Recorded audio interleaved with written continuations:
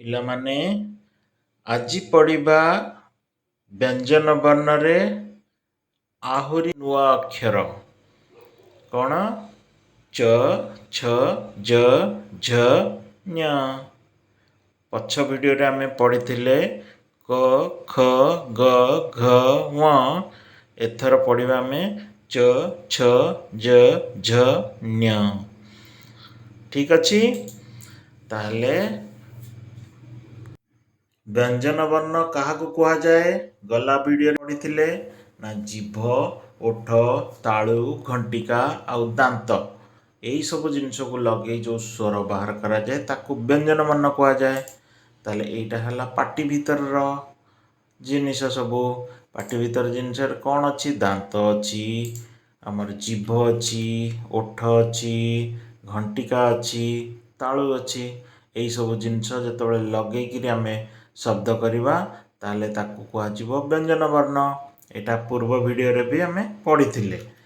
ତାହେଲେ ଆମେ ଚାଲ ପଢ଼ିବା ଚ ଛ ଜ ଝ ಞ କେମିତି ବାହାରିବ ପାଟିରୁ। ଠିକ୍ ଅଛି? ଏଇଟା ହେଲା ଆମର ପାଟି। ପାଟିଟା ବନ୍ଦ ଅଛି, ଶବ୍ଦ ବାହାରିବନି। ପାଟିଟା ଖୋଲିଲେ ଶବ୍ଦ ବାହାରିବ। ଏବେ ପାଟି ଖୋଲିଦେଲେ ଦାନ୍ତ, ଜିଭ, ଓଠ, ଘଣ୍ଟିକା, ତାଳୁ ସବୁ ଜିନିଷ ତା ଭିତରେ ଅଛି। ତାହେଲେ ଆମେ ଗଲା ଭିଡ଼ିଓରେ କ'ଣ ପଢ଼ିଥିଲେ? ଗଲା ଭିଡ଼ିଓରେ ପଢ଼ିଥିଲେ ଘଣ୍ଟିକା ଆଉ ଜିଭ। ଘଣ୍ଟିକା ଆଉ ଜିଭ ଦୁଇଟାକୁ ଲଗେଇକିରି ଆମେ କ'ଣ କରିଥିଲେ? ଗୋଟେ ଶବ୍ଦ ବାହାର କରିଥିଲେ। ସେ ଶବ୍ଦଟା କେଉଁଠୁ ବାହାରିଥିଲା? ଏଇ ଜାଗାରୁ ବାହାରିଥିଲା, ନୁହଁ କି? ଏଇ ଜାଗାରୁ ସେ ଶବ୍ଦଟା ଗୋଟେ ବାହାରିଥିଲା। ସେ ଶବ୍ଦଟା କ'ଣ ଥିଲା? କ ଖ ଗ ଘ ଙ। କ'ଣ ବାହାରିଥିଲା? କ ଖ ଗ ଘ ଆଉ ଙ। ଏଇ 5ଟି ଶବ୍ଦ ଆମେ ବାହାର କରିଥିଲେ। କିନ୍ତୁ ଆଜି ଆମେ କ'ଣ କରିବା? ଗୋଟେ କାମ କରିବା। ଆଜି ଆମେ ଘଣ୍ଟିକା ବ୍ୟବହାର କରିବାନି, ଆଉ ଏଇ ଦାନ୍ତକୁ ବ୍ୟବହାର କରିବାନି, ଆଉ ଓଠକୁ ବି ବ୍ୟବହାର କରିବାନି। ତାହେଲେ କ'ଣ ବ୍ୟବହାର କରିବା? ଖାଲି ଜିଭ ଆଉ ତାଳୁ। ଜିଭଟିକୁ ବ୍ୟବହାର କରିବା ଆଉ ତାଳୁକୁ ବ୍ୟବହାର କରିବା। କିନ୍ତୁ ଜିଭ ଯେଉଁ ବ୍ୟବହାର ହେଉଥିଲା, ଜିଭଟା ଏଇ ଜାଗାରେ ଲାଗୁଥିଲା, ସେ ଜାଗାରେ ଆଜି ନ ଲଗେଇକି ଆଉ ଟିକେ ଆଗକୁ ନେଇ ଆସିବା। ଆଉ ଟିକେ ଆଗକୁ କେଉଁଠିକି? ନା ଏଇଠିକି ନେଇ ଆସିବା। ହେଲା?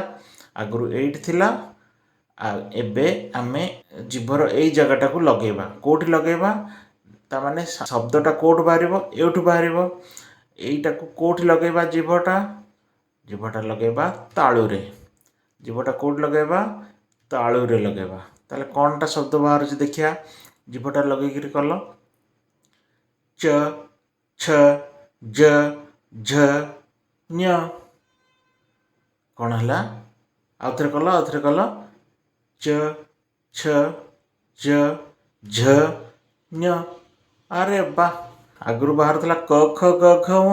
ଏବେ ବାହାରିଲାଣି ନୂଆ ଶବ୍ଦ। କ'ଣ? ଆଉଥରେ କର। ଚ ଛ ଜ ଝ ಞ। ବାଃ! ଅତି ସୁନ୍ଦର ଭାବରେ ତୁମେ ସବୁ ଶିଖି ଯାଉଛ, ନୁହେଁ? ଆଉଥରେ ଲେଖ, ଆଉଥରେ କୁହ କ'ଣ ବାହାରିଲା ସେ ଶବ୍ଦଟା? ଚ ଛ ଜ ଝ ಞ। ଜିଭଟା ଯାଇ ତାଳୁରେ ବାଜୁଛି। ଜିଭଟା ତାଳୁରେ ବାଜିଲେ, ଜିଭର ମଝି ଜାଗାଟା ଯାଇ ତାଳୁରେ ବାଜିଲେ କ'ଣ ଶବ୍ଦଟା ବାହାରୁଛି? ଚ ଛ ଜ ଝ ಞ। ବାଃ! ଅତି ସୁନ୍ଦର। ବହୁତ ସହଜ ଭାବରେ ତୁମେମାନେ ଶିଖି ଯାଉଛ।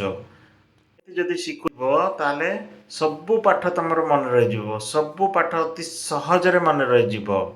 ଠିକ୍ ଅଛି ପିଲାମାନେ?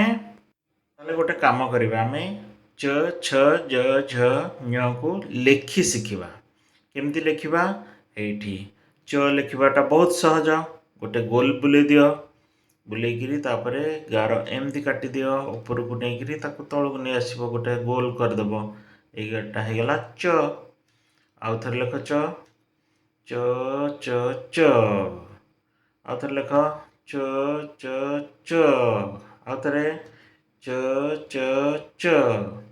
ଆଉଥରେ ଲେଖିଦିଅ ଚ ଚ ଚ।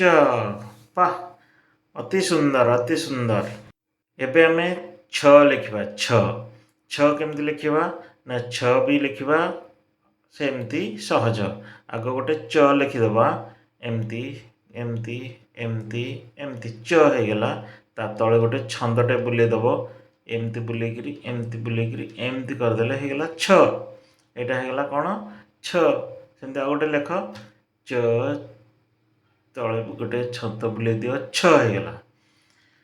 ଚ ତଳେ ଗୋଟେ ଛନ୍ଦ ବୁଲେଇ ଦିଏ, ଛ ହେଇଗଲା। ଆଉ ଗୋଟେ ଚ ଲେଖ, ତାପରେ ଛଟା ଛନ୍ଦଟା ବୁଲେଇ ଦେଲେ ଛ ହେଇଗଲା। ଚ ତଳେ ଗୋଟେ ଛନ୍ଦ ବୁଲେଇ ଦିଅ, ଛ ହେଇଗଲା। ଏବେ ଆମେ ଶିଖିବା ଜ। ଜ କେମିତି ଲେଖିବା? ଜଟା ଲେଖିବା ପାଇଁକି ଏମିତି ଗୋଟେ ଗାର ପକା, ତାପରେ ଏମିତି କରିଦିଅ, ତାପରେ ଏଠି ଗୋଟେ ତଳକୁ ଗାରଟେ ପକେଇ ଦିଅ, ତାପରେ ଏମିତି ଗୋଲଟେ ବୁଲେଇ ଦିଅ, ଏଇଟା ହେଇଗଲା ଜ। ଆଉ ଥରେ ଲେଖ, ଜ ଜ। ଦେଖ ଏଇଟା ଜ ନୁହଁ, ଏଇଟା ହେଉଛି ଜ। କାରଣ ଜିଭର ମଝି ଭାଗଟା ଯାଇକି ତାଳୁରେ ବାଜୁଛି, ସେଇ ଶବ୍ଦଟା ଆସୁଛି ଜ, ନା କି ଜ। ଏଇଟା ହେଲା ଜ। ଆଉ ଥରେ ଲେଖ, ଜ।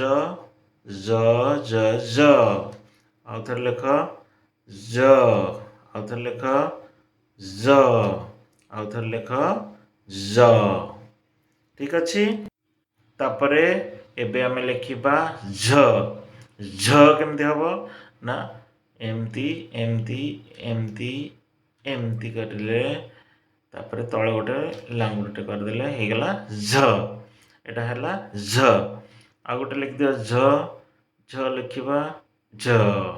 ଆଉ ଗୋଟେ ଲେଖିଦେବା ଝ। ଆଉ ଗୋଟେ ଲେଖିଦେବା ଝ। ଆଉ ଗୋଟେ ଲେଖିଦେବା ଝ। ଆଉ ଗୋଟେ ଲେଖିଦେବା ଝ। ଏଇ ସବୁ ଯେତିକି ଲେଖା ହେଉଛି ଏଠି, ତାକୁ ଖାତା କିମ୍ବା ସିଲଟ ଧରିକି ତମେ ମାନେ ଘରେ ବସିକି ଯେତେ ଲେଖିବ ଭିଡ଼ିଓ ଦେଖି ଦେଖିକି, ସେତେ ତମର ମନେ ରହିଯିବ। ଠିକ୍ ଅଛି। ତାହେଲେ ଆମେ କ ଖ ଗ ଘ ଙ ଶିଖିଥିଲେ, ଆଜି ପଢ଼ିଲେ ଚ ଛ ଜ ଝ। ଆଉ ଗୋଟେ ରହିଗଲା, ସେଟା ହେଲା ଞ୍ୟ। ଞ୍ୟଟାକୁ ବି ଲେଖିବା। ଚାଲ, ଏଇଟା ହେଲା ញ្ୟ। ଲେଖିବାକୁ ହେଲେ ଏମିତି ଏମିତି କରିକିରି ଏମିତି ଗୋଟେ କରିଦେବ, ତାହେଲେ ଏଇଟା ହେଲା ញ្ୟର ତଳଟା। ଏମିତିଆ ଜିନିଷ, ଏଇଟା ଗୋଟେ ବଡ଼ଟେ ଲେଖା ହେଲା, ସେମିତି ଆଉ ଗୋଟେ ଛୋଟିଆଟେ ଲେଖିଦେବ ଉପରେ, ସେଇଟା ହେଇଯିବ ញ្ୟ। ହେଲା, ଦୁଇଟା ଯାକ ମିଶେଇକିରି କୁହନ୍ତି ញ្ୟ। ସେମିତି ଆଉ ଗୋଟେ ញ្ୟ ଲେଖିଦିଅ, ញ្ୟ ញ្ୟ ញ្ୟ ញ្ୟ ញ្ୟ। ଆଉ ଗୋଟେ ଲେଖିଦିଅ ញ្ୟ। ଆଉ ଗୋଟେ ଲେଖିଦିଅ ញ្ୟ। ବାଃ, ଅତି ସୁନ୍ଦର ଭାବରେ 5ଟି ଯାକ ଅକ୍ଷର ଭଲ ଭାବରେ ତମେ ଶିଖିଗଲ। କହିବା ଆଉ ଲେଖିବା ସବୁ ଶିଖିଗଲ ତମେ। ତ ଆଜି ଭିଡ଼ିଓରେ ତମେ କ'ଣ ଶିଖିଲ? ବ୍ୟଞ୍ଜନ ବର୍ଣ୍ଣ। ବ୍ୟଞ୍ଜନ ବର୍ଣ୍ଣରେ କ'ଣ ବ୍ୟବହାର କରିକି ନା ଜିଭ ଆଉ ତାଳୁ। ଜିଭ ଆଉ ତାଳୁ ବ୍ୟବହାର କରିକି ଜିଭଟାକୁ ତାଳୁରେ ଲଗେଇକିରି ଶବ୍ଦ ବାହାର କଲ। ସେ ଶବ୍ଦଟା ହେଲା କ'ଣ ନା ଚ ଛ ଜ ଝ ଞ୍ୟ। ଚ ଛ ଜ ଝ ଆଉ ଞ୍ୟ। ତାହେଲେ ଆଜିର ଭିଡ଼ିଓରେ ଆମେ ଶିଖିଲେ ଚ ଛ ଜ ଝ ଆଉ ញ្ୟ। ପର ଭିଡ଼ିଓରେ ଆମେ ଶିଖିବା ସେଇ ବ୍ୟଞ୍ଜନ ବର୍ଣ୍ଣରେ ଟ ଠ ଡ ଢ ଣ। ଟ ଠ ଡ ଢ ଣ। ଆଉ ଖାତା କଲମ ବା ପେନସିଲ୍ ଧରିକି କିମ୍ବା ସିଲଟ ଖଡ଼ି ଧରିକି ଅକ୍ଷର ଗୁଡ଼ିକୁ ଭିଡ଼ିଓ ଦେଖିକି ଯେତେ ଲେଖିବ ସେତେ ମନେ ରହିବ। ହେଲା। ଆଉ ଯଦି ଏଇ ପାଠଟି, ଆଜିର ପାଠଟି ଭଲ ଲାଗିଲା, ତାହେଲେ ଗୋଟେ ଲାଇକ୍ କରିଦିଅ। ତଳେ ଯେଉଁ ବଟନ୍ଟା ଦିଆହେଇଛି ଲାଇକ୍ କରିଦିଅ। ଆଉ ବାପା ମାମାମାନଙ୍କୁ କହିବ ଏଇ ଚ୍ୟାନେଲଟିକୁ ସବସ୍କ୍ରାଇବ୍ କରିଦେବାକୁ। କାରଣ ସବସ୍କ୍ରାଇବ୍ କରିଦେଲେ ଏଇଭଳି ଭିଡ଼ିଓ ଯେତେବେଳେ ୟୁଟ୍ୟୁବରେ ଆସିବ, ସେତେବେଳେ ତମ ପାଖରେ ଆଗ ଆସି ଖବର ପହଞ୍ଚିବ। ତ ମୋବାଇଲ ଆସିକିରି ଖବରଟା ପହଞ୍ଚିଯିବ। ताहले तमे से वीडियो देखिपार आ पुणी पाठ पढ़ी पार। ताहले आज एतिकी पुणी देखा नुआ वीडियो रे। से पर्यंत धन्यवाद।